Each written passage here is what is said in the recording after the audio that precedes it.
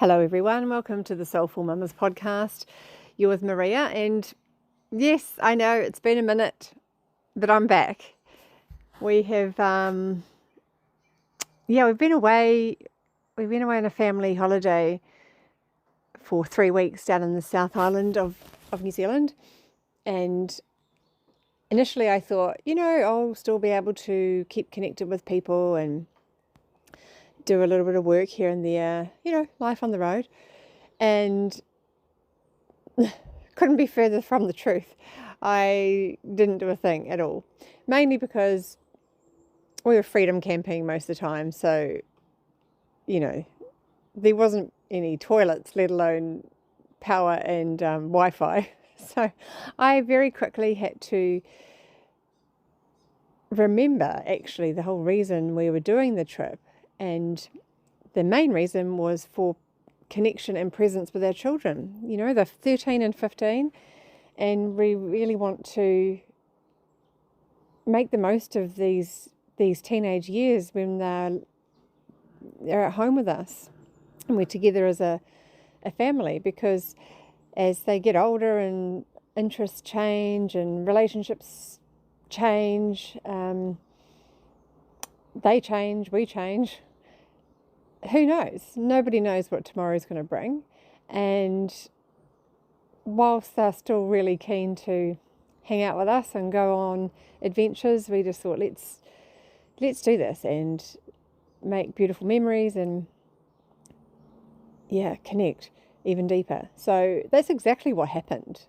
In my I can do it all mind space, I was wrong. And I did get the reminder very much so that no, you won't be doing any of that work. You're just going to be playing lots of card games and lots of conversations and lots of reading maps and looking at where we're going and not going and where the next petrol station might be. We were in a motorhome, a smallish one. So the kids are the same size as us now, so it's like having 4 adults in a very small space. And generally when we travel, it's summer, so there's lots of daylight. But of course, it's getting dark by 6 o'clock. So, and it's cold. So there's not as many outdoor activities to do. So lots of eating actually, and it was great. It was exhausting though. It's we did a lot of travelling, right from the very top of the South Island all the way down the east coast, down to the bottom, over to Stewart Island, and then back up the west coast. And oh my goodness, I mean, New Zealand's beautiful. I say that, it's my home. Of course it's beautiful, but the South Island is another level of otherworldliness. It's absolutely, exquisitely, divinely majestic. It's hard to actually put words on it. My jaw was probably on the ground most of the time, and I took a lot of photos, but it's like a felt experience. You feel it in your being of just this profound beauty. And so it was more about imbibing that. And sometimes I'd look behind and I just look at the kids, and they're just both looking out the windows, and you can just see them in their own little world of just drinking it all in. So good. Some people said, I haven't seen any photos, and I thought it's not the point.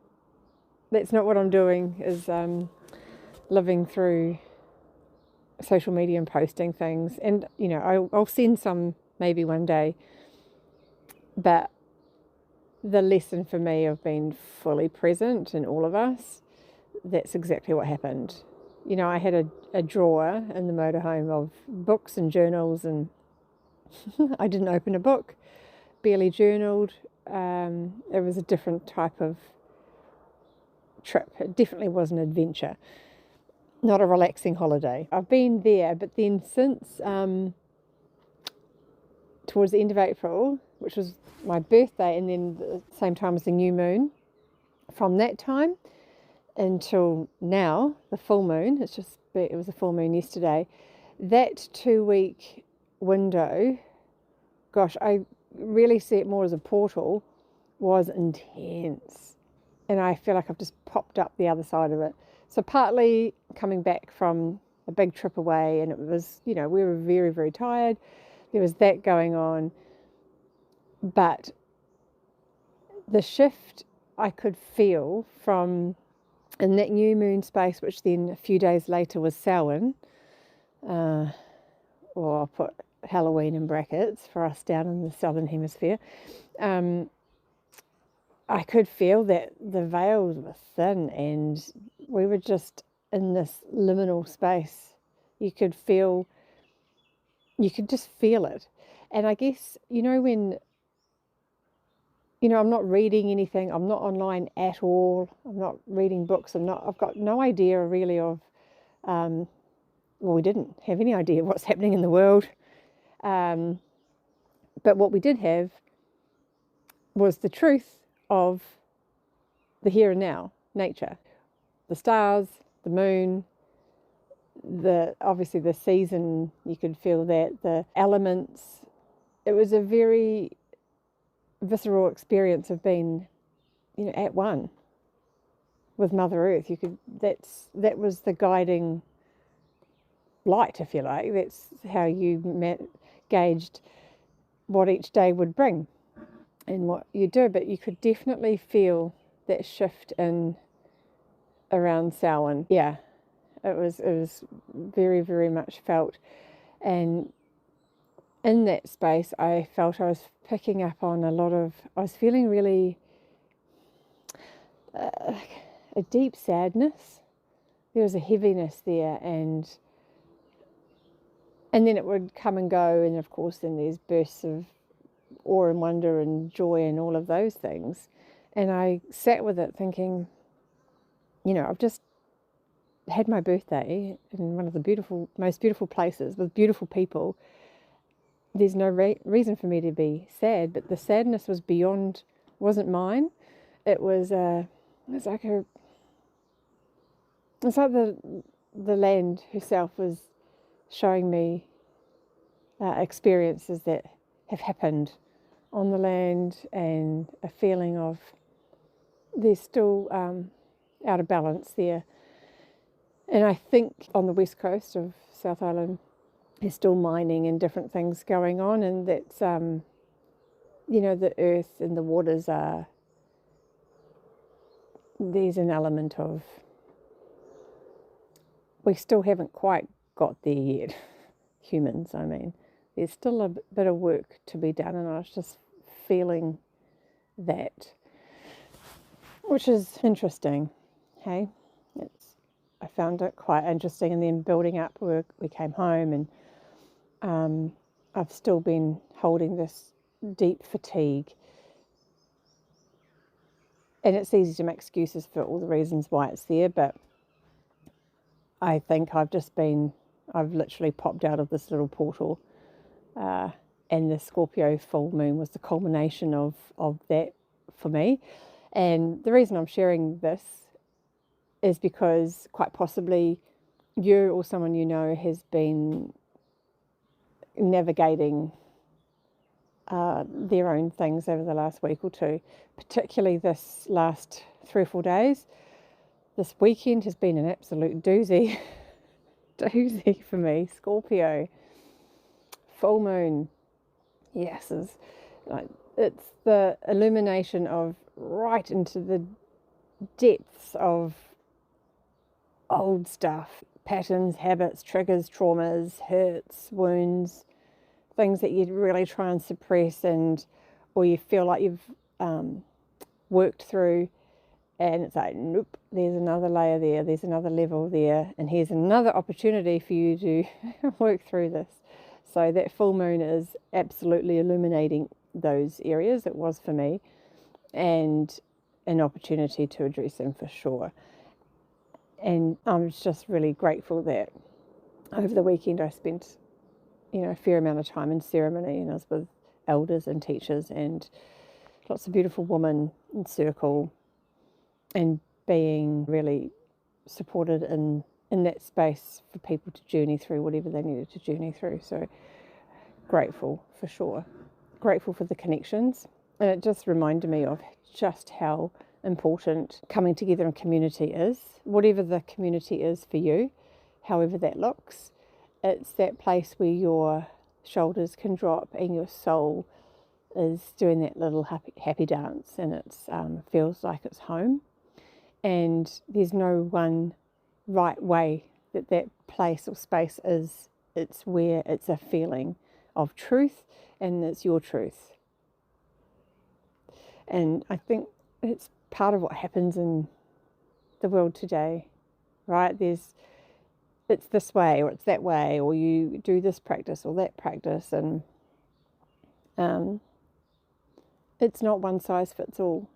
It's not how it is. But when we can operate from a place of truth, and that truth coming from the place of the heart, I've talked before about that journey from the head to the heart. When you're expressing your truth and exploring your truth from your heart, then it's in tune with everybody else's notes.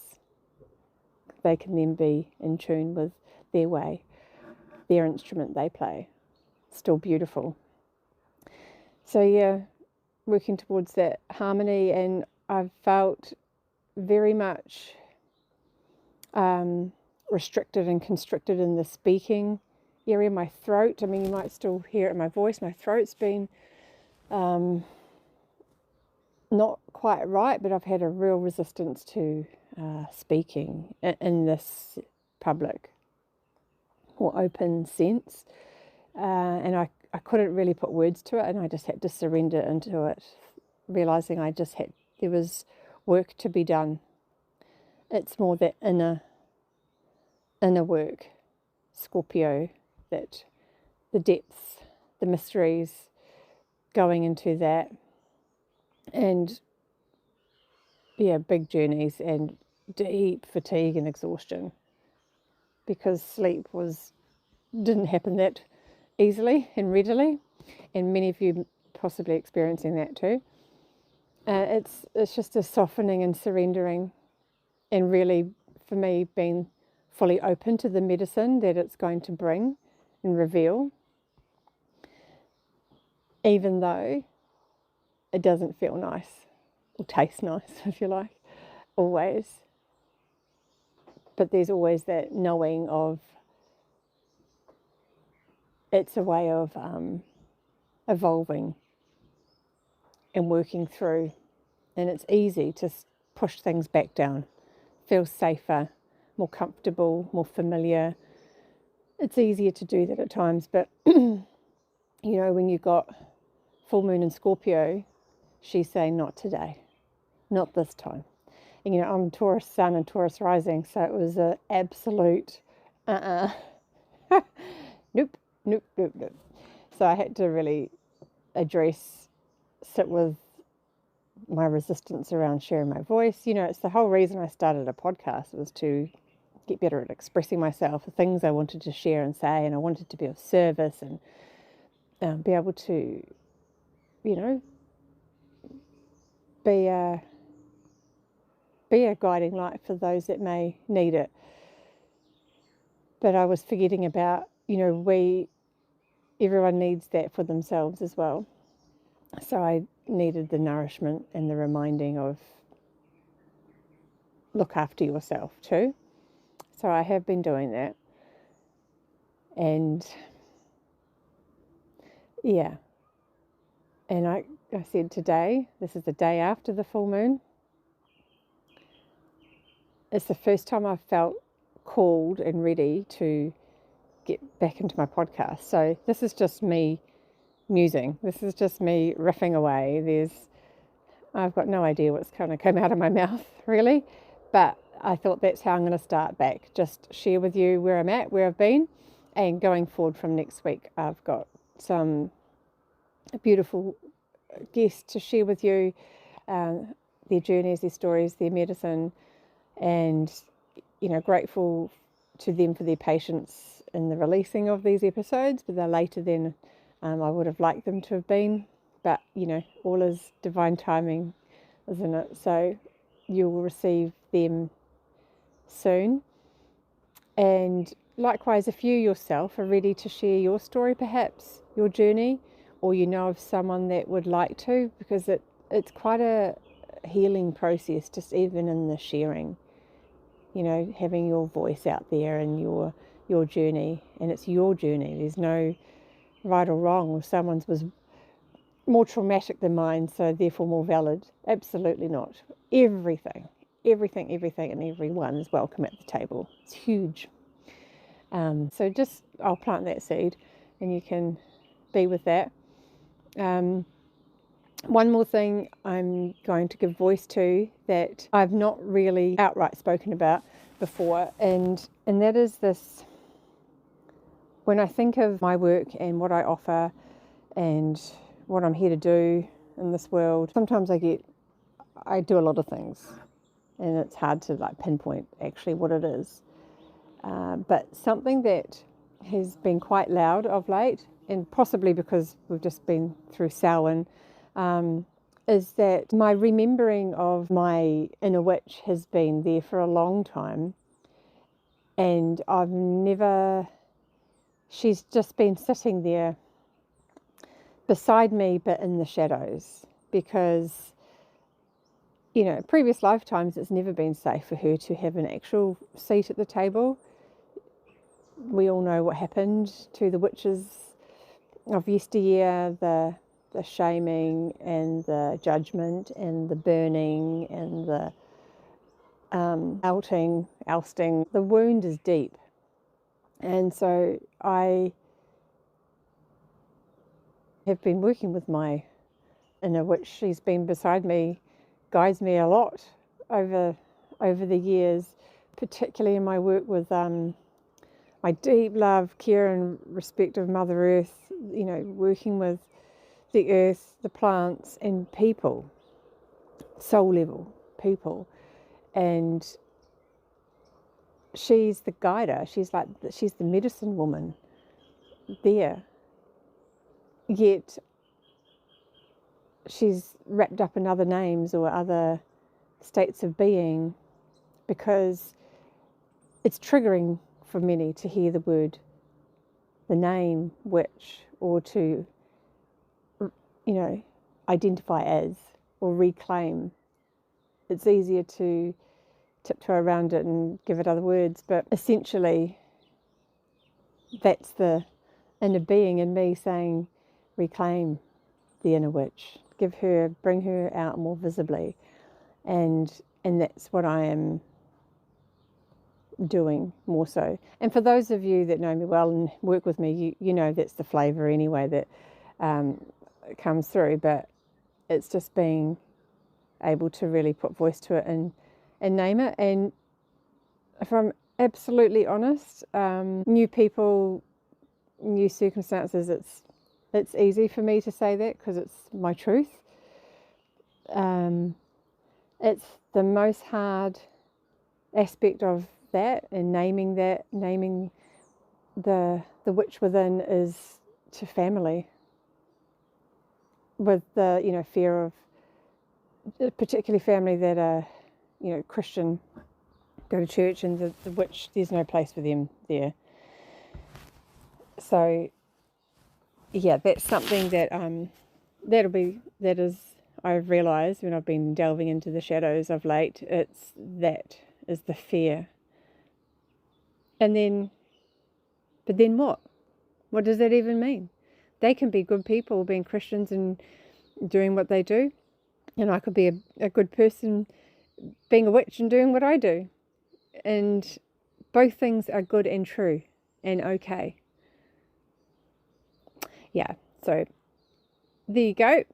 Out of the closet there, for those of you who didn't know already, and embracing and honouring my inner witch is the essence of how I walk through this world.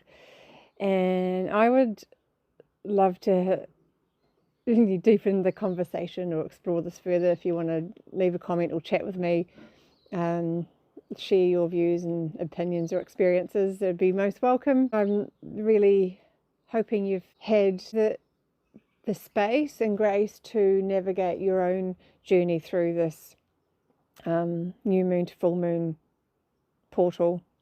For some of you it may have been fairly seamless, and others it would